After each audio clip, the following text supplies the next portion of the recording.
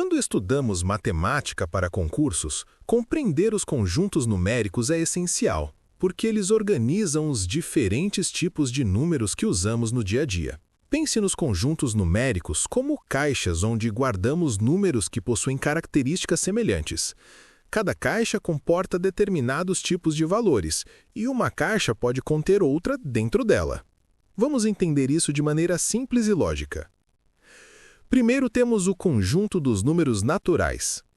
Esses são os números usados para contar objetos: 0, 1, 2, 3 e assim por diante. São valores que representam quantidades e, por isso, não incluem números negativos. Sempre que você pensa em contagem, está lidando com números naturais. O próximo conjunto é o dos números inteiros. Ele amplia o conjunto dos naturais, porque além do zero e dos números positivos, ele inclui também os negativos. Pense na situação de um elevador que está abaixo do térreo. O primeiro subsolo é -1, o segundo é -2. Isso é a representação perfeita dos números inteiros. Eles servem para representar ganhos e perdas, lucros e prejuízos, temperaturas abaixo de zero ou níveis que se estendem para baixo. Em seguida, temos o conjunto dos números racionais. Aqui entram todos os números que podem ser representados por uma divisão entre dois inteiros.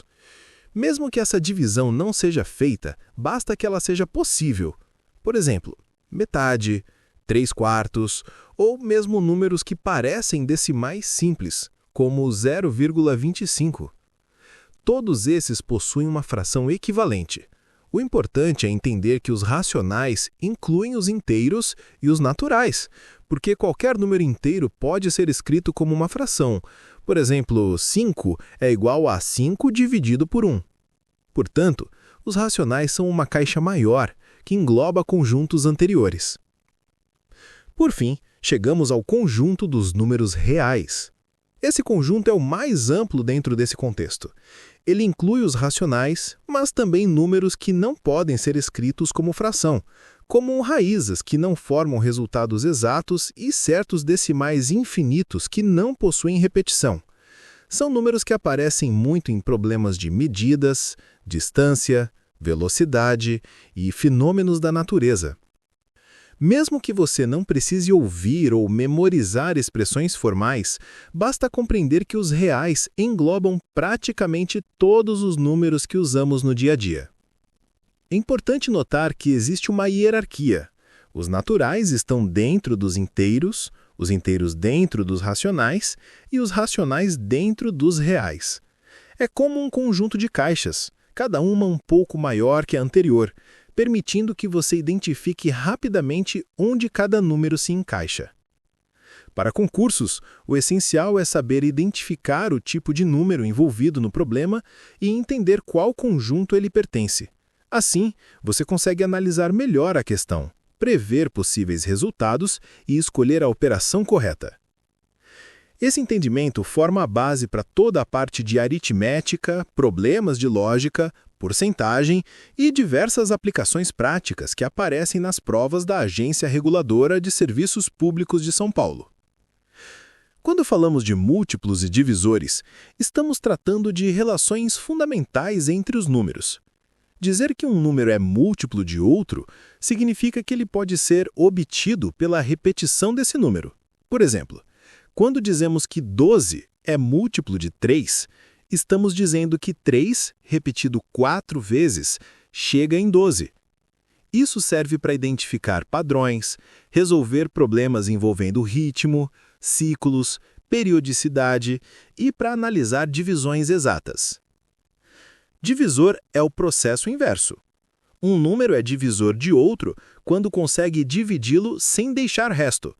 Por exemplo, 4 é divisor de 20, porque a divisão é exata. Em concursos, essa ideia aparece em questões de organização, repartição, distribuição de quantidades iguais e até em raciocínio lógico, quando precisamos saber qual valor divide outro de maneira perfeita. Dentro desse contexto surge o conceito de números primos. Um número primo é aquele que só pode ser dividido exatamente por ele mesmo e por 1. Isso significa que ele não possui outros divisores. Exemplos conhecidos são o 2, 3, 5, 7 e assim por diante. Os primos são muito importantes porque funcionam como blocos básicos na construção de todos os outros números. A decomposição de um número em fatores primos ajuda a resolver problemas de mínimo múltiplo comum, máximo divisor comum e diversas questões de estruturas numéricas. Seguindo, vamos falar de potências e raízes. A potência representa uma multiplicação repetida de um número por ele mesmo. Por exemplo, quando elevamos um número ao quadrado, estamos multiplicando esse número por ele mesmo uma vez. Quando elevamos ao cubo, multiplicamos por ele mesmo 2 vezes, e assim por diante. Pensar dessa forma, como multiplicações repetidas, facilita a compreensão auditiva. A raiz quadrada, por outro lado, indica qual número multiplicado por ele mesmo chega ao valor desejado. E a raiz cúbica indica qual número multiplicado por ele mesmo 3 vezes gera aquele resultado.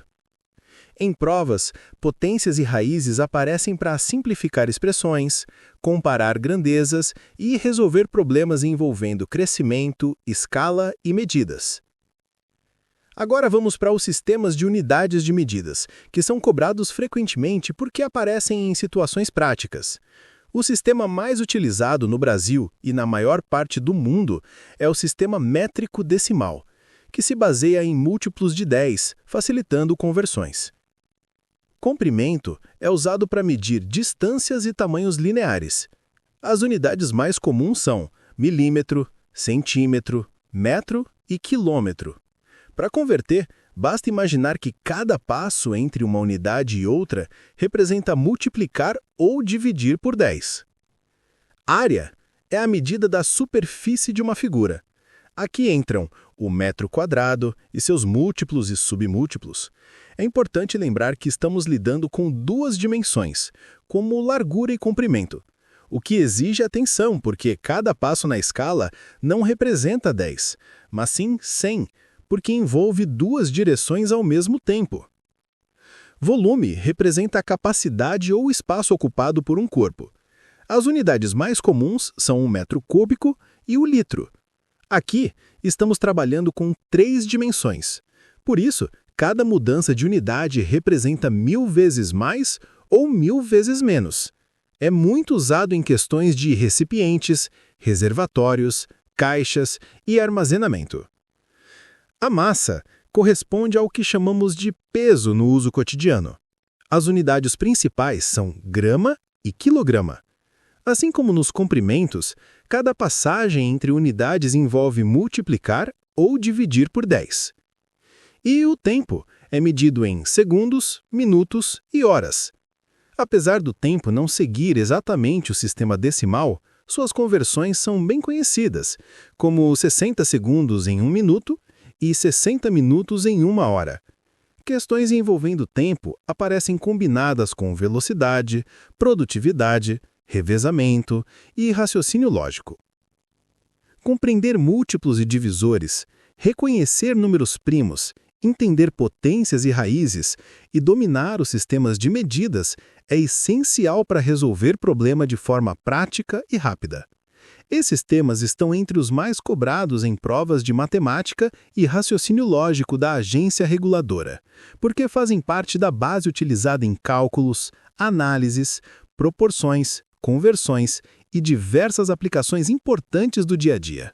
Quando falamos de razão e proporção, estamos lidando com relações entre grandezas. Razão é a comparação entre 2 quantidades de mesma espécie, ou seja, 2 valores que podem ser comparados de maneira lógica. Por exemplo, quando dizemos que em uma sala há 20 mulheres e 10 homens, podemos comparar esses valores dizendo que a razão é de 2 mulheres para cada homem. Essa comparação nos mostra quantas vezes uma grandeza contém a outra. Razão é essencial porque traduz situações reais em relações matemáticas simples e diretas. A proporção ocorre quando 2 razões são equivalentes. É quando uma comparação mantém o mesmo comportamento da outra. Por exemplo, se R$ 10 compram 2 unidades de um produto, então R$ 20 compram 4 unidades. Isso é proporção. As grandezas crescem no mesmo ritmo. Entender proporção é fundamental porque ela está na base de muitos problemas práticos, como receitas, escalas, mapas, velocidade média, densidade e diversas situações comparativas presentes nas provas. A regra de 3 simples é um método prático para resolver problemas de proporção envolvendo apenas um tipo de relação entre grandezas. Você identifica 3 valores conhecidos e um valor desconhecido. E a lógica é descobrir o 4º valor mantendo a proporcionalidade. No áudio, basta pensar assim: se aumentar uma grandeza causa aumento da outra, temos proporcionalidade direta. Se aumentar uma provoca diminuição da outra, temos proporcionalidade inversa. Entender essa relação já permite ao aluno resolver a maioria das questões sem se perder no cálculo algébrico. A regra de 3 composta amplia essa lógica para situações com mais de 2 grandezas. Por exemplo, quando a produção depende de quantidade de trabalhadores, tempo e máquinas. Nesse tipo de questão, o raciocínio é analisar cada grandeza separadamente. Quando aumenta uma variável, o resultado aumenta ou diminui. É uma relação direta ou inversa. Feito isso, as proporções são combinadas. Embora envolva mais etapas, a lógica é a mesma da regra de 3 simples, manter a coerência entre as grandezas analisadas. Agora entramos em porcentagem, um dos temas mais cobrados em concursos. Porcentagem é a fração de um valor comparada a 100. Ela representa partes de um todo. Dizer que algo é 20% de um valor significa que estamos pegando 20 partes de cada 100. Compreender porcentagem facilita a interpretação de aumentos, descontos, lucros, prejuízos, variações, resultados de pesquisas e outras situações reais. E um ponto importante: aumentos e descontos sucessivos não se somam diretamente. Cada novo percentual incide sobre o resultado anterior. Isso é decisivo em provas que tentam induzir o candidato ao erro. Juros simples e compostos também fazem parte desse universo. Juros simples são calculados sempre sobre o valor inicial, o chamado capital. A cada período, o acréscimo é o mesmo. Por isso dizemos que os juros simples crescem de maneira linear. Já os juros compostos crescem de forma acumulativa, porque cada novo período acrescenta juros não apenas sobre o capital inicial, mas também sobre os juros já acumulados anteriormente. Esse crescimento é progressivo e, por isso, é chamado de crescimento exponencial. Juros compostos aparecem em situações como investimentos, financiamentos e correções monetárias, e dominá-los faz grande diferença em provas de raciocínio lógico. Agora avançamos para as equações. Uma equação do 1º grau é aquela em que a incógnita aparece apenas com valor simples, sem elevações. Resolver uma equação desse tipo significa encontrar o valor que torna a sentença verdadeira. Geralmente basta isolar a incógnita, movimentando os termos de forma lógica. Equações do 1º grau são usadas para resolver problemas com relações lineares, como preços, distâncias, idade, e situações em que o comportamento das grandezas é proporcional.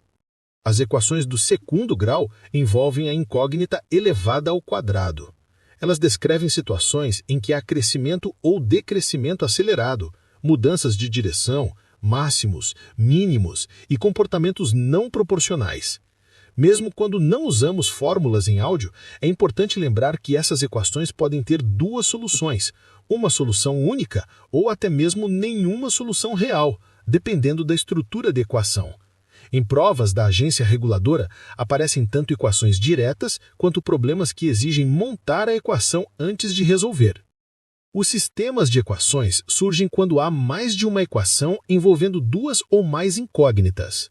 A lógica é simples. Cada equação representa uma informação. Resolver o sistema significa encontrar valores que satisfazem todas as informações ao mesmo tempo. É como juntar peças de um quebra-cabeça até encontrar a combinação que atende a todas as condições. Isso aparece muito em problemas que envolvem comparação entre quantidades, mistura de produtos, preços combinados e situações de fluxo. Agora chegamos às equações exponenciais. Elas aparecem quando a incógnita está no expoente, ou seja, quando o valor desconhecido está elevado. Esse tipo de equação representa situações de crescimento acelerado, sucessões multiplicativas, processos repetitivos e análise de padrões. Elas são recorrentes em questões que envolvem juros compostos, progressões e fenômenos naturais que crescem ou reduzem em escala multiplicativa. Por fim, as equações logarítmicas. O logaritmo é o processo inverso da potência. Ele responde à pergunta: a qual valor devemos elevar determinada base para chegar a um número desejado? Por isso, logaritmos aparecem quando precisamos desfazer crescimentos exponenciais, ajustar escalas, comparar grandezas que variam muito ou interpretar processos acumulativos. Eles aparecem em provas de forma contextualizada, geralmente sem necessidade de cálculos avançados, bastando saber interpretar seu significado e reconhecer propriedades básicas. Compreender razão, proporção, regra de 3, porcentagem, juros, equações e sistemas é fundamental para qualquer prova de matemática e raciocínio lógico. Esses temas aparecem de forma de texto, tabelas, gráficos, problemas contextualizados e questões práticas de interpretação. Eles formam a base de todo o raciocínio matemático aplicado, e dominar essas ideias permite resolver com segurança tanto questões diretas quanto problemas mais elaborados. Quando falamos de funções na matemática, estamos tratando de relações entre grandezas, em que cada valor de entrada gera um valor de saída. É como uma máquina. Você coloca um número e recebe outro de acordo com uma regra previamente definida. As funções descrevem comportamentos, tendências e variações, sendo muito utilizadas em situações reais e nas questões de concursos. A função afim é a mais simples. Ela descreve comportamentos lineares, ou seja, relações em que o crescimento ou a diminuição acontece sempre no mesmo ritmo. Imagine uma tarifa de corrida que cobra um valor fixo mais um valor por quilômetro rodado. Esse tipo de situação é representado por uma função afim. Ela está presente em problemas de variação constante, projeções simples, planejamento de metas, salários, parcelas, padrões de repetição e situações que evoluem de forma linear. A função quadrática já apresenta comportamento curvo. Ela descreve situações em que o crescimento se acelera ou diminui de forma progressiva, formando a famosa parábola. Isso aparece em problemas sobre trajetórias, áreas, máximos e mínimos, lucro máximo, otimização de resultados e variações não lineares. Um ponto importante é que a função quadrática pode ter valores positivos, negativos ou nenhum valor real como solução, dependendo do seu formato. Interpretar seu comportamento já ajuda muito sem precisar visualizar o gráfico.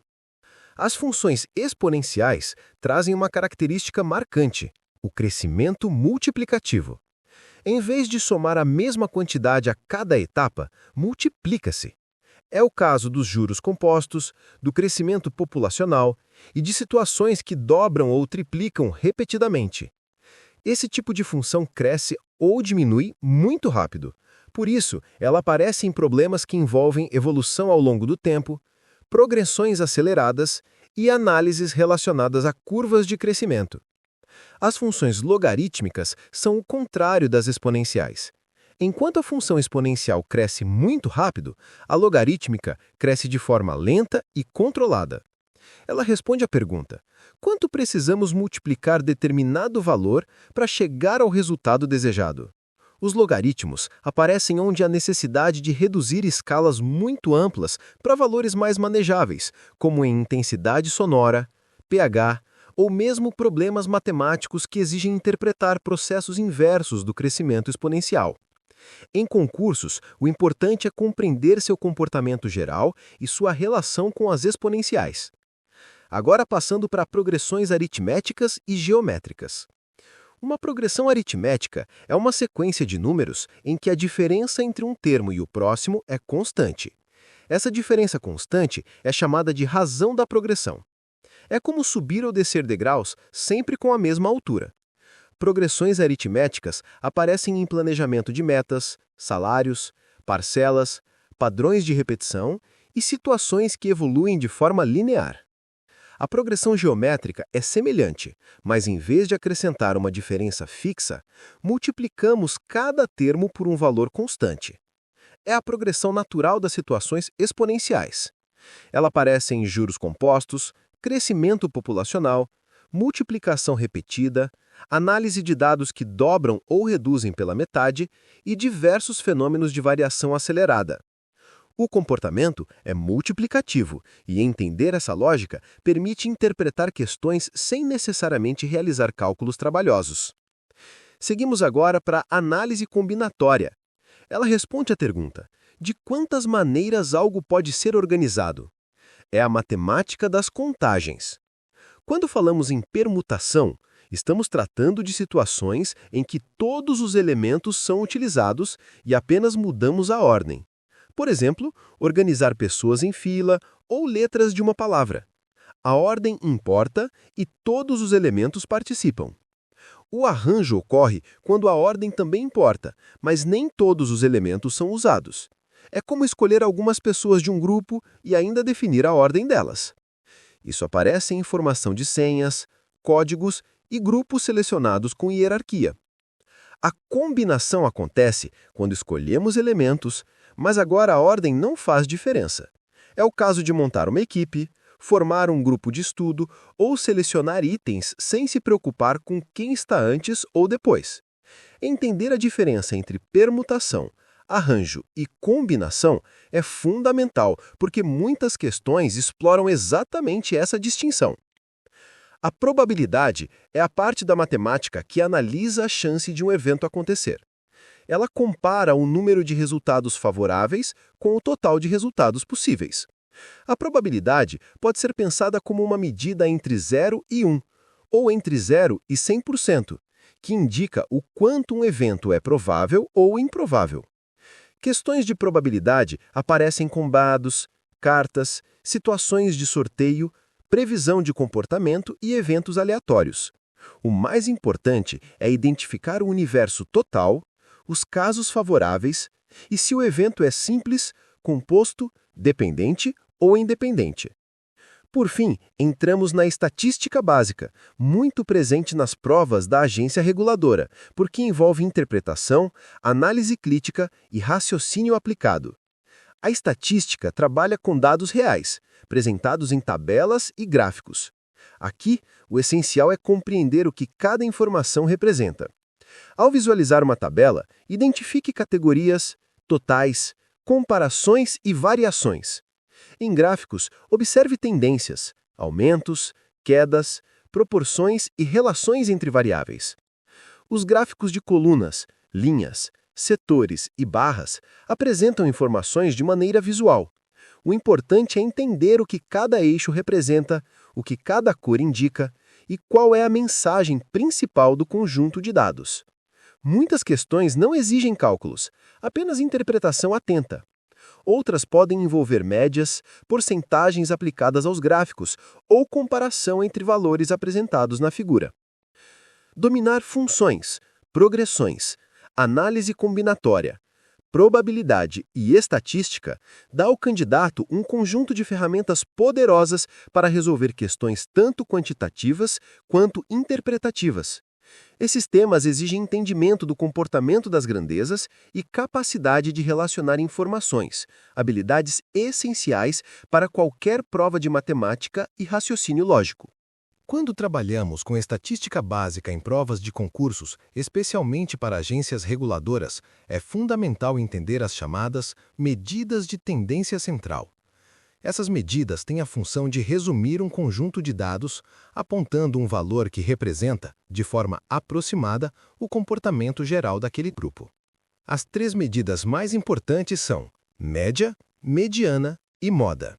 A média é o valor que representa o equilíbrio de um conjunto de dados.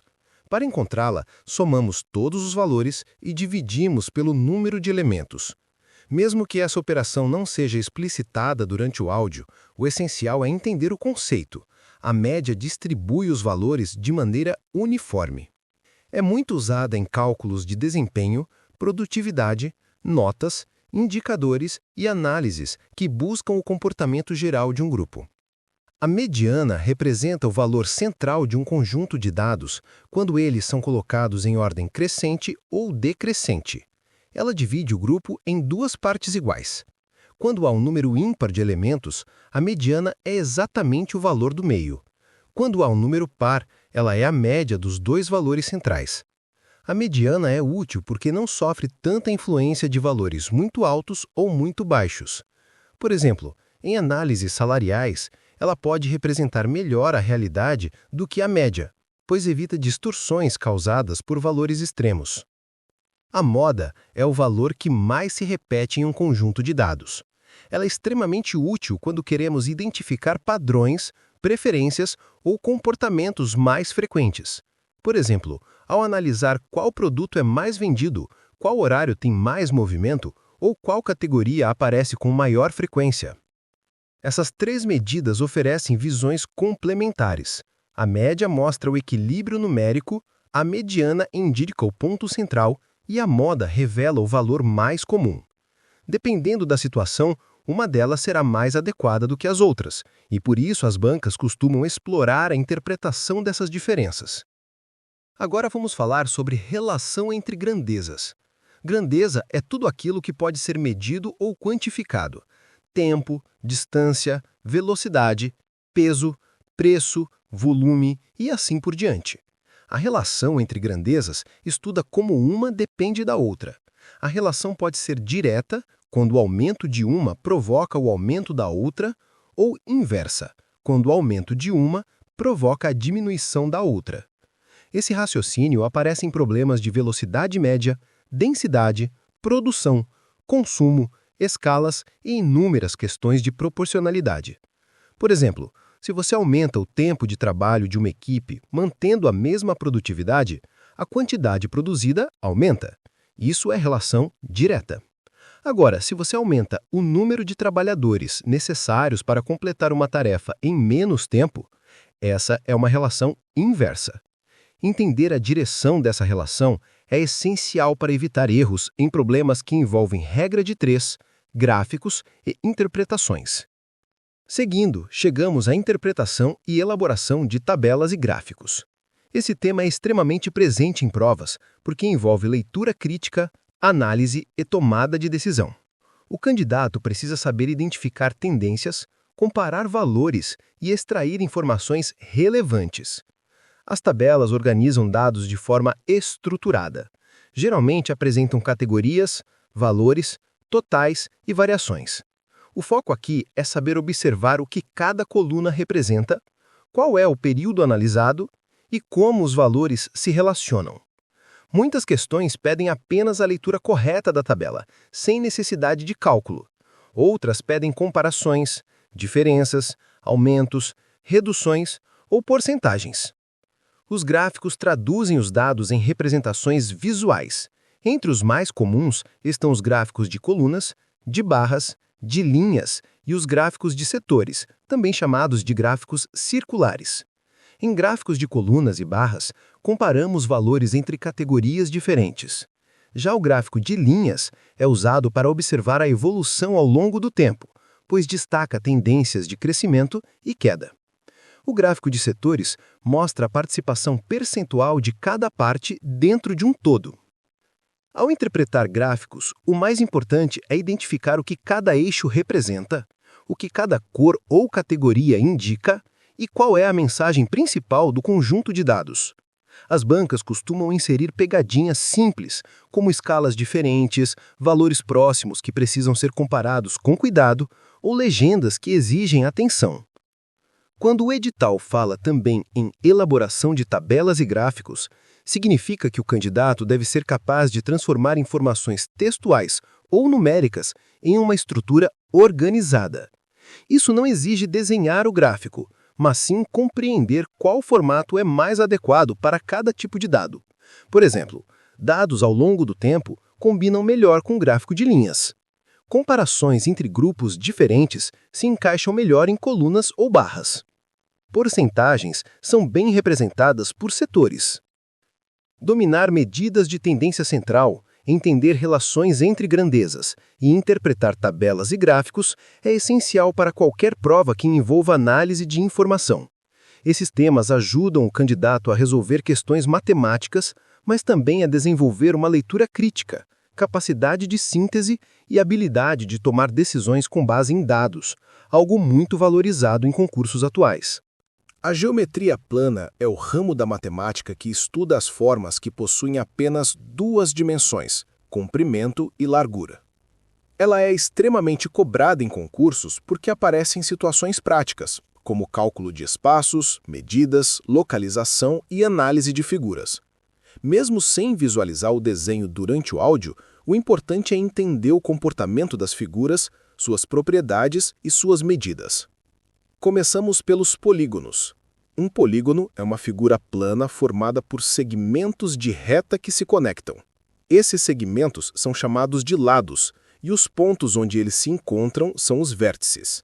Os polígonos podem ter 3 lados, como o triângulo, 4 lados, como o quadrado e o retângulo, 5 lados, como o pentágono, e assim por diante.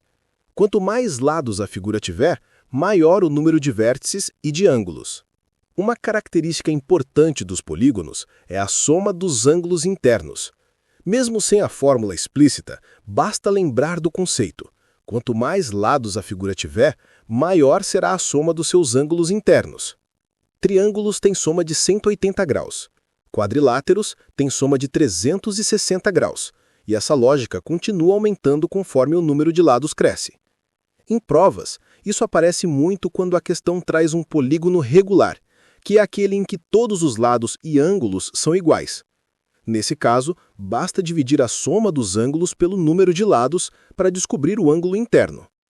Agora falamos da circunferência e do círculo. A circunferência é o contorno, a linha curva que delimita o formato. O círculo é toda a área interna dessa circunferência. Mesmo sem usar fórmulas complicadas, basta lembrar que o raio é a distância do centro até qualquer ponto da borda e que o diâmetro é o dobro do raio. Em provas, a circunferência geralmente aparece quando a questão pede para calcular o tamanho do contorno. Já o círculo aparece quando a questão pede a área interna. O importante é distinguir o contorno da superfície. Entramos agora no Teorema de Pitágoras, um dos temas mais famosos da geometria. Ele se aplica apenas ao triângulo retângulo, ou seja, ao triângulo que possui um ângulo de 90 graus. O teorema relaciona os 3 lados do triângulo, dizendo que o lado maior, chamado de hipotenusa, sempre possui um comprimento que depende da soma dos quadrados dos outros 2 lados. Mesmo sem expressar essa relação de maneira algébrica no áudio, basta entender que, se você conhecer 2 lados de um triângulo retângulo, é possível encontrar o terceiro. Esse teorema aparece em problemas de distância, altura, diagonal e localização de pontos. Seguindo, temos a trigonometria no triângulo retângulo. A trigonometria estuda relações em triângulos e lados. As razões trigonométricas mais usadas são seno, cosseno e tangente. Cada uma delas compara partes do triângulo de maneira diferente. Sem fórmulas, basta entender o significado geral. Seno relaciona a altura do lado oposto ao ângulo com a hipotenusa. Cosseno relaciona o lado adjacente ao ângulo com a hipotenusa. E tangente relaciona o lado oposto com o lado adjacente. Em provas, isso aparece em cálculos de altura, projeções, sombreamento, inclinação, rampas e distâncias inacessíveis. Agora chegamos aos perímetros. O perímetro é a medida do contorno de uma figura. Para polígonos, basta somar todos os lados. Em figuras circulares, o perímetro corresponde ao comprimento da circunferência. O perímetro é usado sempre que a questão pede distância final, comprimento de cercas, bordas, delimitações ou tamanho total do contorno. E por fim, as áreas. A área mede o espaço interno da figura. Cada figura possui uma forma diferente de calcular a área, mas o raciocínio é sempre o mesmo: identificar qual é a forma básica e descobrir como seus lados se relacionam. Áreas aparecem em problemas de pintura, cobertura, construção, pavimentação, agricultura e tudo que envolva medir espaço interno. No triângulo, por exemplo, A área depende da base e da altura. No retângulo e no quadrado, depende dos lados. Em figuras compostas, basta dividir a figura em partes menores e somar as áreas. Em círculos, a ideia é medir toda a superfície interna a partir do raio. Em concursos, muitas questões pedem apenas interpretar a figura e identificar qual medida usar, sem cálculos complexos. A geometria plana exige do candidato uma mistura de visualização, interpretação e raciocínio.